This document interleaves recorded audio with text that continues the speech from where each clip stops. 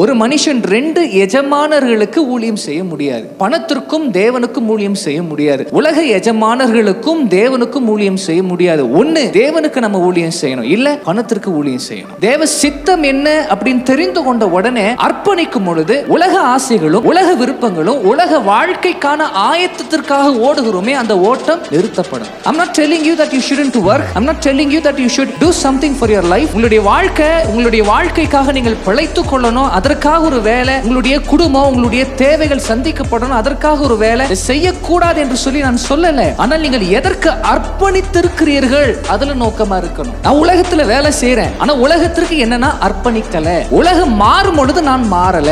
உலகம் அடிபடும் பொழுது எனக்கு அந்த அடி வரல. உலகம் தவிக்கும் பொழுது நான் தவிக்கல. உலகம் போராடும் பொழுது நான் போராடல. ஏன்னா தேவனிடத்துல நான் அர்ப்பணிக்கப்பட்டவனாக இருக்கிறேன். அவருடைய சித்தத்திற்கு நான் அர்ப்பணிக்கப்பட்டவனாய் இருக்கிறேன்.